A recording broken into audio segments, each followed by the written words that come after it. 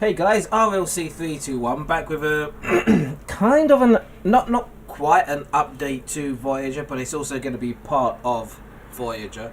Let me unplug the lights now. The kit is now all fully glued together. This part came apart as I was putting it on. And as you can see, there is gaps and everything galore. It's a nightmare. So we need to fill it and with putty. Yeah, that didn't go so well with putty the last time. It's taken forever to sand it down and everything. But I just remembered something that I saw a good few years ago when I was doing my Gundam model kits. I saw somebody make Sprue Goo. So I wanted to go through with you guys exactly what it is and how you can make it. I've already started making some here already. This is Sprue Glue. I'll show you that in a minute. And it's very easy to make. What it is basically get bits of sprue, cut it into small little pieces. And I mean, when I say small, I mean about, let's say about that big each sprue. Lay it into however much you want in here, however much you want in there, and then you fill that with either Tamiya extra thin cement. But what I used is this, because it does pretty much the same thing as Tamiya's extra thin. And then you fill that up so the glue covers over the top of the sprue, and you're supposed to let it sit overnight. Now I've only done this about an hour ago, and I just still wanted to show you what it's like. Come to Papa. As you can see, there it is. And it comes into a nice little package. You can see like the bits of sprue that are still in there, but you get, right, let's get that bit of sprue off, a nice paste here. It's very stringy that you can actually fill your models with. You can make it as thin as you want, you can make it as thick as you want.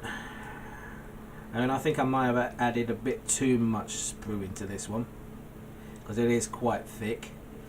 But you can get it as thin as you want, so it'll go. The capillary action will take it into the seams. Cool, that's getting tough to mix in down the bottom there. Okay, but yeah, as I said here, you can probably see some of the sprues there. And this is what I'm going to be using to fill the gaps in this model kit. Now the problem is, as I said, normally it would take about 8 hours or so for this to fully go. But what you can do, let me push that into this gap here. Get that up there. There we go. And I'm just going to let that set for a few minutes.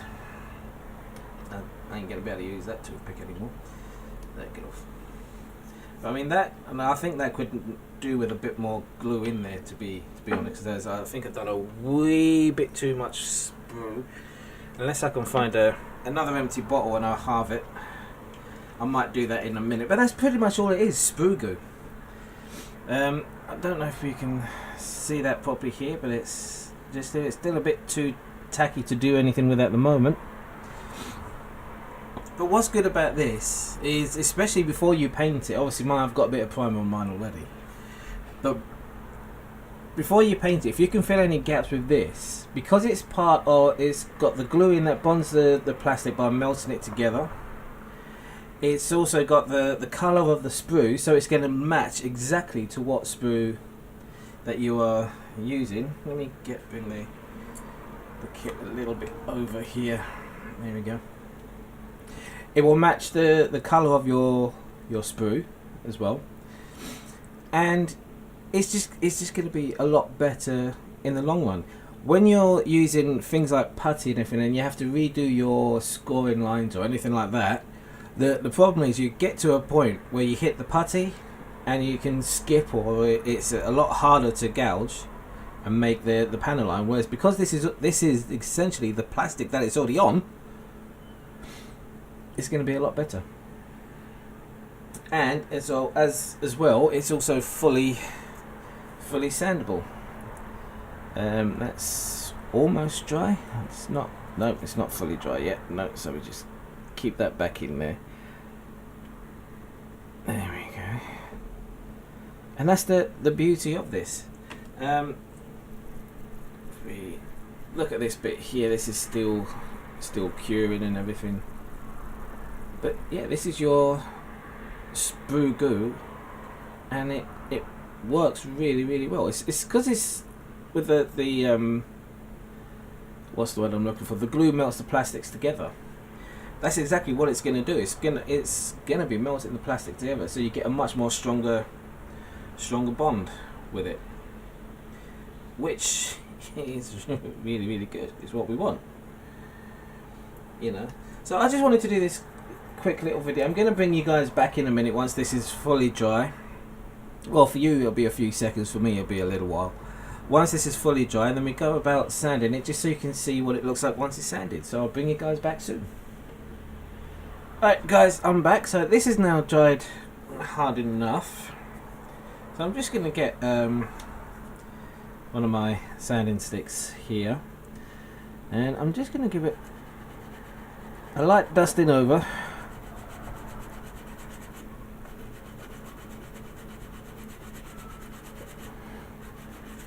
With the sanding stick.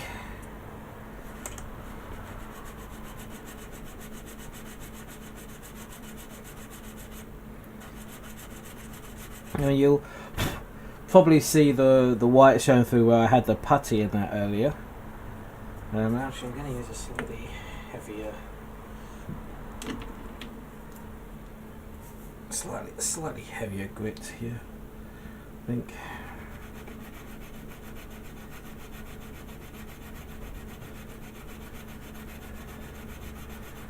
Once I can get rid of that putty that was there. It looks like it's still a bit damp in places.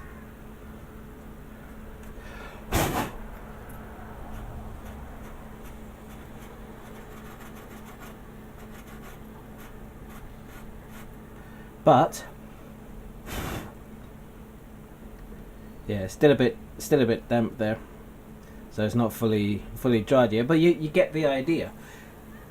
It has made a fairly decent filler. I can still feel a raised edge to it though, so we need to sand it down a bit more. But it's just something that not a lot of older modelers know about it, and it's something I learned but I never used a while back. And I just thought about it now because I was looking at these, trying to put the squadron putty in, because it dries as you're trying to put it in. It's a pain in the backside. This might be a better option because it will look very similar to the plastic that's already there, and it'll be obviously a lot easier to prime than the white of the putty. So anyway guys, that's it. That's the Sprue Goo. I've put a second pot in place with a little bit of extra glue in there, and as you can see at the moment that's still a bit, there's too much sprue in there, so I'm going to put a little bit more glue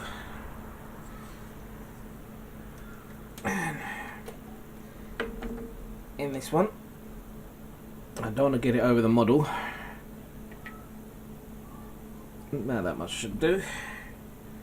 Just cover this glue up. I mean, I bought this glue for like what, $3.99 I think it was, at my local hobby store. Never really used it. I was going to fill up my Tamiya pot when it starts to run out, but I don't know if you can see that in there.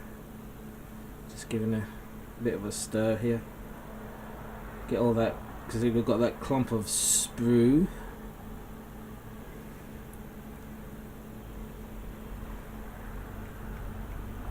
and that will melt down in 2 to 3 hours. It should melt down pretty well, that we can start using it on our model. Oh, got hair in there, don't want that. Look, there we go. We can get that hair off. Yeah, there we go.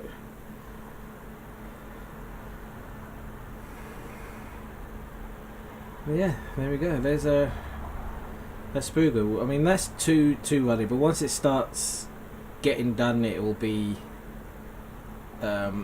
what's the word I'm looking for?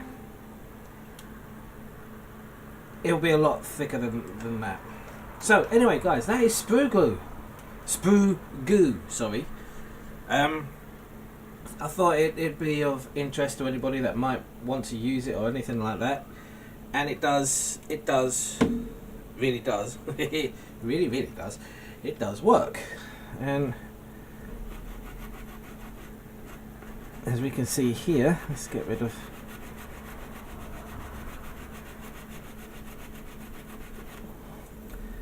some more here.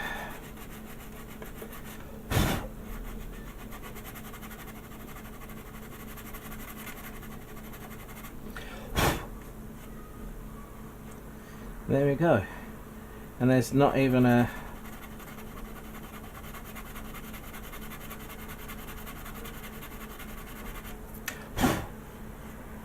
there. I now no longer can feel any lumps or bumps in that whatsoever. So there, that's the Sprue Goo. And I just hope you enjoyed this video. Just a little informative thing that I've looked into and wanted to share with you guys. So anyway, thanks very much for watching. I will see you in the next video. Take care of yourselves. Bye bye now.